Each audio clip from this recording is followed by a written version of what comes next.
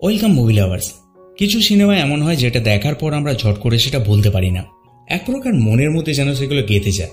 আজ আমরা দেখব 1970 সালে কোরিয়ায় ঘটে যাওয়া এমনই একটি সম্পূর্ণ সত্য কাহিনী, যেখানে মৃত্যুর পরও এক বোন তার মাহারা ভাইয়ের ভালোবাসার বাঁধন ছেড়ে যেতে পারে না। অনুপ্রেরণা এবং ভালোবাসায় ঘেরা এই অনবদ্য গল্পটির নাম miracle letter to the president, যার IMDb-তে রেটিংস রয়েছে 7.3 আউট অফ 10। সো চলো আর কথা না বাড়িয়ে গল্পটি শুরু করা যাক। গল্পের শুরুতেই আমরা দুই ভাই ও বোনকে দেখতে পাই, যাদের নাম জুন এবং কিয়ং। তারা গণিত পরীক্ষার রেজাল্ট নিতে স্কুলের বারান্দায় অপেক্ষা করছে। তখন একটি মেয়ে কিয়ংকে জিজ্ঞাসা করে, তুমি কোন ক্লাসে পড়ো? কিয়ং বলে, আমি 12 পর্যন্ত পড়ে পড়াশোনা ছেড়ে দিয়েছি, কারণ মা মারা যাওয়ার পর আমাকেই আমার ভাই ও বাবার খেয়াল রাখতে হয়। এখানে আমরা জুনকে দেখতে পাই। সে গণিতে সবচেয়ে বেশি নাম্বার পেয়েছে। যখন তারা ট্রেনে করে গ্রামে ফিরছিল, হাতে এই ট্রফিটি দেখে সকলেই কিয়ংকে জিজ্ঞাসা করে এটা কিসের। কিয়ং বলে তার ভাই পুরো প্রদেশে ফার্স্ট হয়েছে। এটা শুনে সকলে হাততালি দিয়ে তাকে অ্যাপ্রিসিয়েট জানায়। কিয়ং তার ভাইয়ের ট্রফি নিয়ে সবার সামনে ফ্লোট করছিল, কারণ আজ সে সত্যি তার ভাইয়ের জন্য গর্বিত বোধ করছে। এরপর আমরা দেখতে পাই সকলে একটি টানেলের মধ্যে দিয়ে রাস্তা পারাপার করছে, কারণ এটাই তাদের গ্রাম থেকে শহরে যোগাযোগের একমাত্র পথ। তারা যে গ্রামে বসবাস করত সেখানে কোনো স্টেশন নেই। শহরে যাতায়াতের জন্য পাশের গ্রামের স্টেশন থেকে তাদের ট্রেনে চাপতে হতো, তাই সকলে এই পথটি অনুসরণ করে গ্রামে ফিরছিলেন। ব্রিজ পারাপারের ঠিক সেই সময় ট্রেনের হর্ন শুনতে পাওয়া যায়। এরপর ট্রেন আসতে দেখে সকলে প্রাণপণে দৌড়ে নিরাপদ স্থানে চলে যায়। এরপর সিন কাট হয়ে 6 বছর পরের কাহিনী দেখানো হয়। আমরা দেখতে পাই জুন কোরিয়ার প্রেসিডেন্টকে তার গ্রামের সমস্যাগুলি সম্পর্কে একটি চিঠি লিখছে। সে লিখছে কিভাবে একটি রেলওয়ে স্টেশন না থাকার কারণে তাদের গ্রামের মানুষদের সমস্যার সম্মুখীন হতে হচ্ছে। শহরে স্কুল, গ্রামে কোনো স্টেশন না থাকায় অনেকটা পথ তাদের হেঁটে যেতে হবে। তাই সূর্যোদয়ের আগেই জুন সেই টানেল পারাপার করে গ্রামের দিকে এগিয়ে যায়। জুন বরাবর এই হাঁটা পথটা তার বোনের সাথে যাওয়া আসা করে। এই যে ট্রেন চালককে আমরা দেখতে পাচ্ছি, ইনি জুন এবং কিয়ং এর বাবা। কিয়ং তার বাবাকে হাত দেখিয়ে ডাকে, কিন্তু তার বাবা কোনো রকম উত্তর দেয় না। এর কারণটা আমরা একটু পরে জানতে পারবো। এরপর তারা ট্রেনে উঠে পড়ে এবং গন্তব্যে পৌঁছে বাকি পথটা তারা সাইকেলে রওনা দেয়। এরপর স্কুলে পৌঁছে সাইকেল নিয়েই সে মাঠের মধ্যে চলে যায় এবং হাইট অনুযায়ী একজনের পাশে দাঁড়িয়ে পড়ে। তার এই রকম সকম দেখে বাকিরা হাসাহাসি করতে থাকে, কিন্তু এতে জুনের কিছুই আসে যায় না, কারণ সে তো শুধু নিয়মগুলি পালন করছিল। এরপর আমাদের স্টেশনের সিন দেখানো হয়, যেখানে সকলে স্টেশন থেকে বাঁচানোর ব্যাপারে কথা বলছে, কারণ পর্যাপ্ত পরিমাণে যাত্রী না থাকার কারণে স্টেশনটি খুব শীঘ্রই বন্ধ হতে চলেছে। কিন্তু যদি এই স্টেশনটি বন্ধ হয়ে যায়, তাহলে তাদের গ্রামের সাথে বাইরে যোগাযোগ সম্পূর্ণভাবে বিচ্ছিন্ন হয়ে যাবে। এই নিয়ে সকলেই বেশ চিন্তিত ছিল। পরদিন জুন যখন স্টেশনে আসে, স্টেশনে থাকা বাকি যাত্রীদের মুখে সেই কথাগুলি জানতে পারে। এখানে একজন মহিলা তার বাচ্চাটিকে শহরের স্কুল বাসে তুলে দিতে বলে। জুন সেই বাচ্চাটিকে নিয়ে আসে এবং স্কুল বাসে তুলে দিতে গিয়ে এখানে তার অনেকটা সময় চলে যায়। আজ আবার তার গণিত পরীক্ষা। এরপর সে যখন স্কুলে আসে, হাতে গোনা মাত্র 5 মিনিট সে সময় পায় পরীক্ষা দেওয়ার জন্য। কিন্তু এই সময়টুকুর মধ্যেই সে দ্রুত তার উত্তরগুলি লিখতে থাকে। তার এই অসাধারণ দক্ষতা দেখে তার টিচার অবাক হয়ে যায়। এই যে মেয়েটিকে আমরা দেখতে পাচ্ছি, এর নাম রাহি। মেয়েটি কিছুটা বোকা প্রকৃতির। এখন সে ওএমআর সিটগুলো কালেক্ট করতে এসেছে। সে জুনকে বলে তার ওএমআর সিটে উত্তর টিক করতে, কিন্তু জুন শুধু দুটো লাইন টেনে দেয়। এটা দেখার পর রাহি জুনের সব অদ্ভুত বিষয়গুলো তার বন্ধুকে বলে। রাহির মনে হয় জুন একটা পাগল, কিন্তু তার বন্ধুর মতে জুন একজন জিনিয়াস ছেলে। রাহি বলে, আমি প্রমাণ করে দিতে পারি যে ও একটা পাগল। রাহির বন্ধু বলে, কিভাবে? রাহি বলে, তোর হাত দেখা। রাহির বন্ধু তার হাতে তালু দেখায়। এরপর সে বলে, তোর নখ দেখা। বন্ধু হাত উল্টো করে নখ দেখায়। রাহি বলে, যদি আমি এটা কাউকে করতে বলি, পৃথিবীর প্রায় সবাই একইভাবে করে দেখাবে। প্রথমে হাত সোজা করে তালু দেখাবে এবং তারপর হাত উল্টে নখ দেখাবে। কিন্তু তুই জানিস জুন কি করেছে? সে প্রথমে তার তালু দেখিয়েছিল, কিন্তু আমি যখন তাকে নখ দেখাতে বলি, সে তার হাত বন্ধ করে নেয়। রাহির বন্ধু বলে, এটা তো জিনিয়াসের লক্ষণ। তবুও রাহি মানতে চায় না, কারণ তার বিশ্বাস জুন একটা পাগল। জুন লাইব্রেরিতে বসে পড়াশোনা করছিল। তখন রাহি তার সামনে এসে বসে যায় এবং একইভাবে তার দিকে তাকিয়ে থাকে। জুন বিরক্ত হয়ে তার জায়গা পরিবর্তন করে, কিন্তু রাহি এসে আবার তার সামনে বসে পড়ে। রাহি জুনকে জিজ্ঞাসা করে, তুমি কি আমায় পছন্দ করো? আমি জানি তুমি আমায় পছন্দ করো। জুন বিরক্ত হয়ে সেখান থেকে চলে যায়।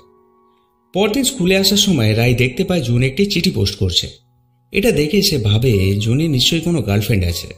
এরপর সে স্কুলে জুনের ব্যাগ চেক করে এবং প্রেসিডেন্টকে লেখা সেই চিঠিটি দেখতে পায়। জুন তার টিচারের কাছে কথা বলতে গিয়েছিল। টিচার তাকে একটি বই দেয়। এরপর সে ফিরে এসে দেখে প্রেসিডেন্টের সেই চিঠিটা রাই তার ব্যাগ থেকে বের করে দেখছে। সে রাইকে ওয়ার্নিং দেয় এবং সর্বদা তার থেকে দূরে থাকতে বলে। বাড়ি ফিরে জুন দেখতে পায় তার বাবা তার সাথে দেখা করতে এসেছে। তিনি প্রেসিডেন্টকে চিঠি লেখা বন্ধ করতে বলেন। তিনি বলেন এখানে কখনো স্টেশন হবে না, এমনকি খুব শীঘ্রই পাশের গ্রামের স্টেশনটিও বন্ধ হতে চলেছে। তুমি আমার সাথে শহরে চলে চলো। জুন বলে সে যে কোনো মূল্যে এখানে স্টেশন বানিয়েই ছাড়বে এবং সেই জায়গা ছেড়ে কোথাও যাবে না। এরপর তার বাবা তাকে কিছু টাকা দিয়ে চলে যায়। স্কুলে যাওয়ার সময় রায় জুনকে সাহায্য করার প্রস্তাব দেয় প্রেসিডেন্টকে চিঠি লেখার বিষয়ে। সে বলে তার বাবা রাজনীতির সঙ্গে জড়িত, তাই তার কাজটি সহজ হতে পারে। রায় যদিও মিথ্যা বলছিল, কিন্তু রায়ের কথা শুনে জুন রাজি হয়ে যায়। এরপর দেখা যায় রায় তাকে সাহায্য করার জায়গায় তাকে নিয়ে ঘুরে বেড়ায়, এমনকি সে জুনকে তার ছবিও এঁকে দিতে বলে। এক প্রকার দেখতে গেলে রায় তাকে বিরক্তই করছিল। এরপর প্রেসিডেন্টের উদ্দেশ্যে তারা দুজনে দুটি চিঠি লেখে এবং সেই চিঠিগুলোকে পোস্ট করে দেয়। জুন রাহিকে তার গ্রামের পুরো ঘটনাটা বলে, কিভাবে তাদের জীবনের ঝুঁকি নিয়ে শহরে আসতে হয়। রাহি বলে তোমাদের এমন কিছু ভাবা উচিত যাতে টানেলের মধ্যে ট্রেন প্রবেশ করলে তোমরা আগে থেকেই তা বুঝতে পারো। রাহির এই আইডিয়াটা জুনের চমৎকার মনে হয় এবং সে একটা ডিভাইস বানানোর কথা ভাবে।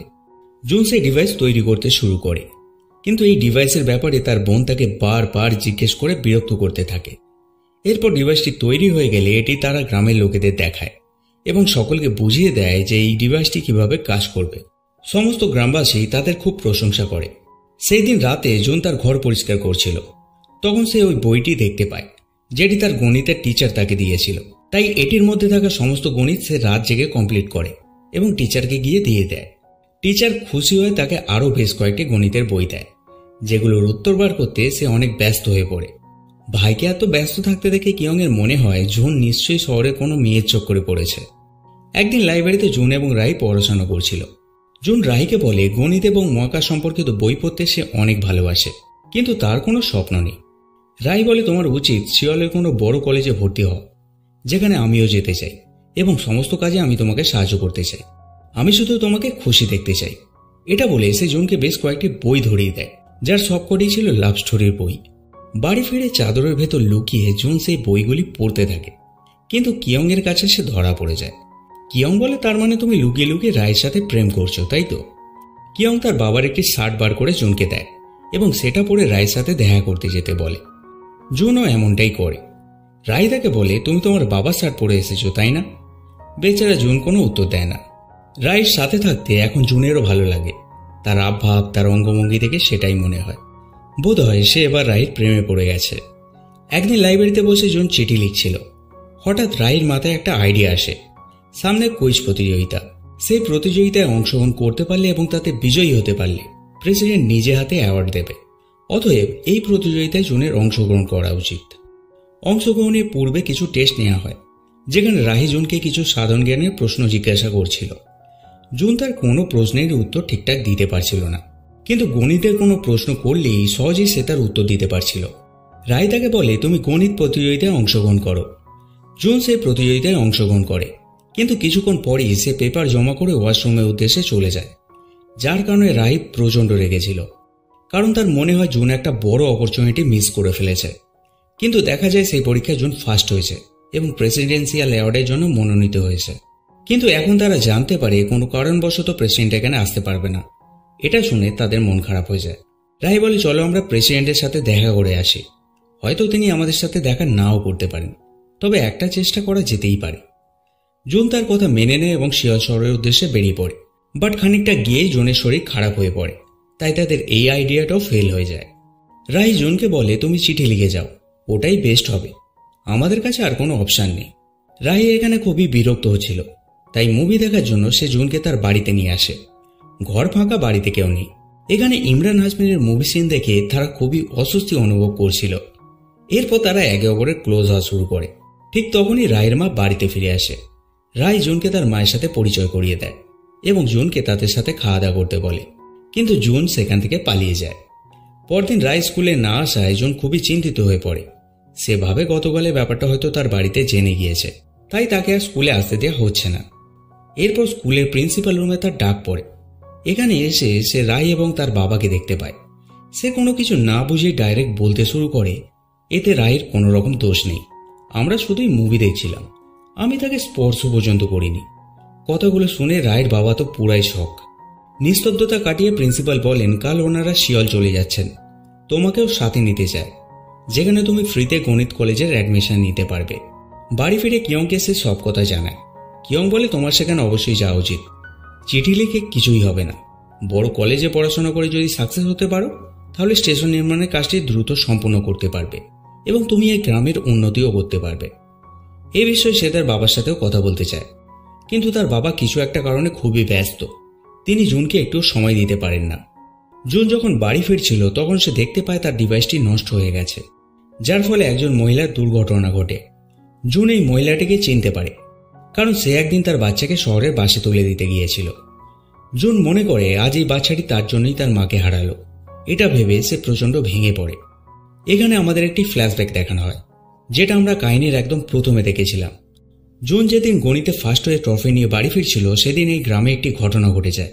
টানেল পারাপারের সময় হঠাৎ করে ট্রেন আসায় সকলেই দৌড়ে নিরাপদ স্থানে চলে যায় এবং তাড়াহুড়োর ফলে কিয়ংয়ের হাতে থাকা ট্রফিটি নিচে পড়ে যায়, যেটা ধরতে গিয়ে পা স্লিপ করে সেই ব্রিজ থেকে কিয়ং নিচে পড়ে যায়।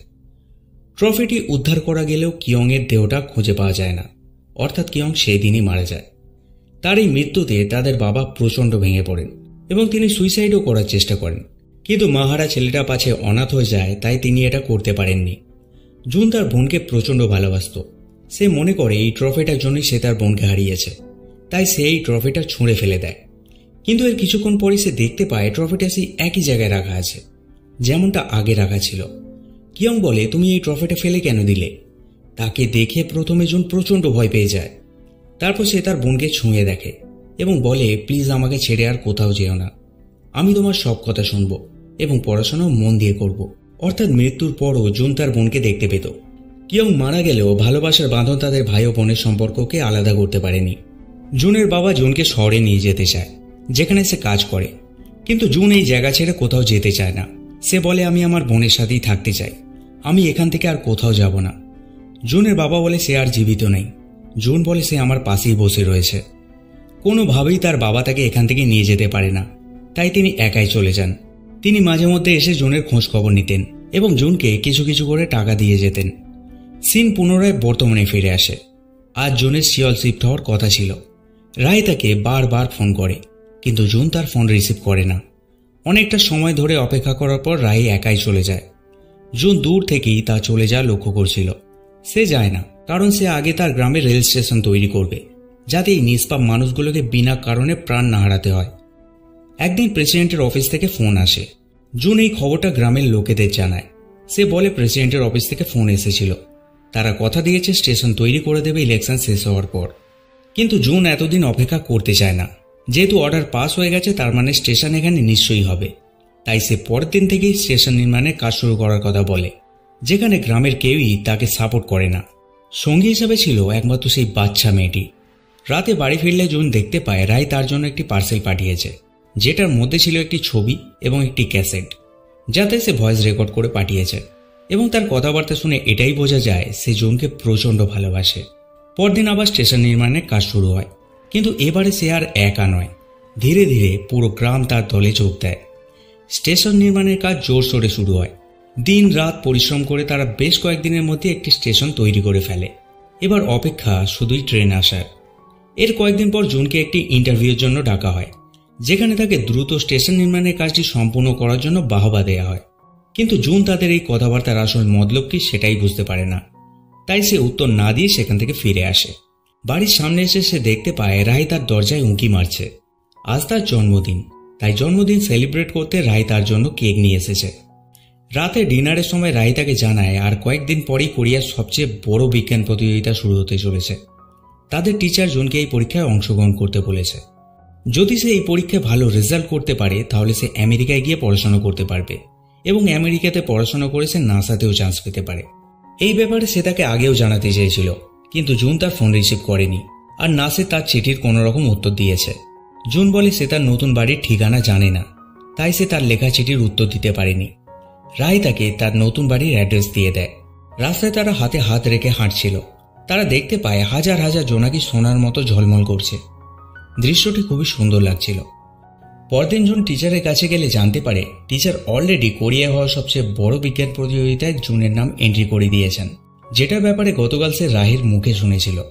বাড়ি ফিরলে কিয়ং তাকে বলে জুন এখন নিজের পায়ে দাঁড়াতে শিখে গেছে, সে এখন অনেক বড় হয়ে গেছে, এখন সে নিশ্চিন্তে স্বর্গে যেতে পারে। জুন শুধুই চুপচাপ শুনছিল, এর উত্তরে সে কিছুই বলে না। পরদিন সকালে নতুন স্টেশনে সকলেই ট্রেনের জন্য অপেক্ষা করছিল। জুন ভেবেছিল এই ট্রেনে করেই সে আর শহরে যাবে এবং বিজ্ঞান পরীক্ষার জন্য প্রস্তুতি নেবে, কিন্তু দেখা যায় জুনের বাবা এই স্টেশনে ট্রেনটি থামায় না। এর কারণ রেল কর্তৃপক্ষ এখন এই স্টেশনে ট্রেন থামার কোনো অনুমতি দেয়নি। এতে জুনের মন ভেঙে যায়, সে অনেক বেশি ভেঙে পড়ে। এদিকে আমরা জুনের বাবাকে দেখতে পাই। ইন্টারভিউ সেই আর্টিকেলটি পড়ে তিনি প্রচণ্ড রেগে যান, কারণ এই আর্টিকেলে জুনের মা এবং বোনের মৃত্যুর জন্য জুনকেই দোষারোপ করা হয়েছে। এরপর তিনি আর্টিকেল অফিসে ফোন করে বলেন জুনের মা এবং বোন তার কারণে মারা যায়নি, বরং গ্রামে কোনো রেল স্টেশন না থাকার জন্য সময় মতো তার মাকে হসপিটাল নিয়ে যেতে পারা যায়নি, এবং এই ট্রেনের জন্য জুনের বোনকেও এই পৃথিবী ছেড়ে চলে যেতে হয়েছে, এতে জুনের কোনো দোষ নেই। উত্তরে লোকটি বলে এই সব কিছুর জন্য জুন তো নিজেকেই দোষী মনে করে, তাই তো সে ছোটবেলা থেকে রেলওয়ে নির্মাণের কাজের জন্য উঠে পড়ে লেগেছিল। অপরদিকে আমরা জুনকে দেখতে পাই, সে এখন কাঁদছে। কিয়ং সেখানে আসে। জুন বলে আমি কেন এই স্টেশনটা বাঁচাতে চাইছি জানো, আমি আমার কারণেই তোমাকে এবং মাকে হারিয়েছি, এই সব কিছুর জন্য আমি নিজেই দায়ী, আমি শুধু এটাই চাই যে বাবা আমাকে ক্ষমা করে দিক। কিয়ং বলে তুমি প্রতিটি বিষয়ের জন্য নিজেকে এভাবে দোষারোপ করতে পারো না। জুন এতটাই ভেঙে পড়েছিল যে সে তার পরীক্ষার অ্যাডমিটটা পর্যন্ত ছুঁড়ে ফেলে দেয়। এদিকে জুনের বাবাও প্রচণ্ড কষ্ট পাচ্ছিলেন। ট্রেনটি স্টেশনে না থামাতে পারার কারণে তিনি ভীষণ আফসোস করছিলেন। সেই সময় জুনের টিচার তার কাছে আসেন। সে জানায় কাল সিওলে একটি বড় পরীক্ষা হতে চলেছে, যেটাতে জুনের অংশগ্রহণ করাটা আবশ্যক, অর্থাৎ আজ রাতেই তাদের বেরিয়ে পড়তে হবে, নাহলে জুন সময় মতো সেখানে পৌঁছাতে পারবে না। এরপর আমরা দেখতে পাই রেল কর্তৃপক্ষের কোনো রকম অনুমতি ছাড়াই জুনের বাবা তাদের এই স্টেশনে ট্রেনটি থামায় এবং দ্রুত জুনের কাছে দৌড়ে আসেন। তিনি বলেন যা হয়েছে সব ভুলে যাও, আজ আমাদের স্টেশনে ট্রেনটি থেমেছে, আমাদের এখনই সিওল শহরে পৌঁছাতে হবে। কথাটা শুনে জুন অনেক খুশি হয় এবং তাড়াহুড়ো করে রেডি হয়ে বাইরে আসে। সে দেখতে পায় তার ফেলে দেওয়া অ্যাডমিট কার্ডটি তার বোন নিয়ে বসে আছে। এরপর তারা ট্রেনে করে শহরে চলে আসে, যেখানে তার টিচার গাড়ি নিয়ে অপেক্ষা করছিল। জুনের বাবা তার টিচারকে বলেন জুনকে আমি নিজে পৌঁছে দিতে চাই। এরপর তারা বেরিয়ে পড়ে। হাতে আর বেশি সময় নেই, কিন্তু এই শহরের রাস্তাও তারা ঠিকঠাক কিছুই বুঝতে পারছিল না, যার ফলে পরীক্ষার হলে আসতে তাদের অনেক দেরি হয়ে যায়। লেট আসার জন্য এখানকার সিকিউরিটি গার্ড তাদের ভিতরে ঢুকতে দিতে চায় না। জুনের বাবা গার্ডকে ধরে রাখে এবং জুন চলে যায় পরীক্ষার হলে। এরপর বেশ কয়েকটি দিন কেটে যায়। রেজাল্টের দিন এসে পড়ে। জুন বসে বসে কান্না করছিল। তার বাবা তাকে সান্ত্বনা দেয় এটা ভেবে যে জুন বোধহয় ফেল করেছে, কিন্তু জুন আনন্দে কাঁদছিল, কারণ সে পুরো ওয়ার্ল্ডে ফার্স্ট হয়েছে। এটা জানার পর তার বাবার আনন্দের সীমা থাকে না। সেই দিন রাতে বাবা ও ছেলের মধ্যে অনেক রাত পর্যন্ত কথোপকথন চলে। জুনের বাবা দুটি জিনিস নিয়ে ভীষণ আফসোস করেন। প্রথমত, জুনের জন্মের সময় তিনি তার স্ত্রীর পাশে থাকতে পারেননি, এবং দ্বিতীয়ত গণিত পরীক্ষার রেজাল্টের দিন তিনি সেখানেও উপস্থিত থাকতে পারেননি। যদি থাকতেন তাহলে অন্তত কিয়ংকে আজ পৃথিবী ছেড়ে যেতে হতো না। সেদিনের ট্রেনটাও তিনিই চালিয়েছিলেন, তাই কিয়ংয়ের মৃত্যুর কারণ তিনি নিজেকেই মনে করেন। এই কারণে তিনি জুনের চোখে চোখ পর্যন্ত মেলাতে পারতেন না। যদি তিনি তার ফ্যামিলিকে ঠিকভাবে সময় দিতে পারতেন তাহলে হয়তো আজ কিছুই হারাতে হতো না, যেগুলি এখন তিনি খুব ভালোভাবেই বুঝতে পারছেন। জুন বলে নিজেকে এতটা ঘৃণা করো না, কারণ আমি জানি ঘৃণা একটা মানুষকে ধ্বংসের পথে ঠেলে দেয়, এবং তোমাকে অনেক ধন্যবাদ যে তুমি সেই দিন সুইসাইড না করে ফিরে এসেছিলে। কথাটা শুনে জুনের বাবা যেন এক প্রকার চমকে যান। তিনি বলেন এটা তুমি কিভাবে জানলে? জুন বলে কিয়ং আমাকে সবটা বলেছে।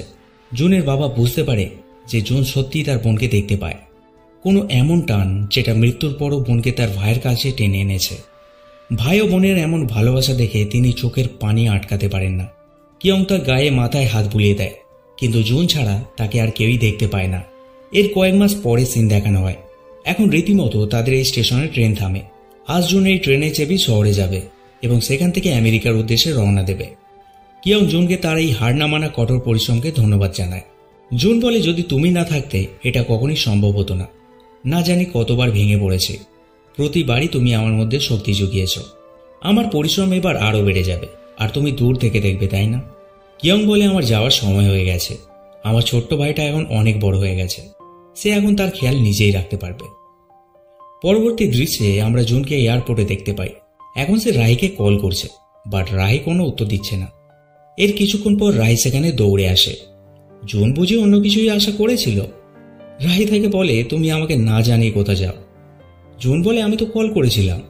রাহি তাকে আবারও মারতে শুরু করে। সে বলে কোনো মেয়ের দিকে তাকাবে না এবং নিজের শরীরের যত্ন নেবে।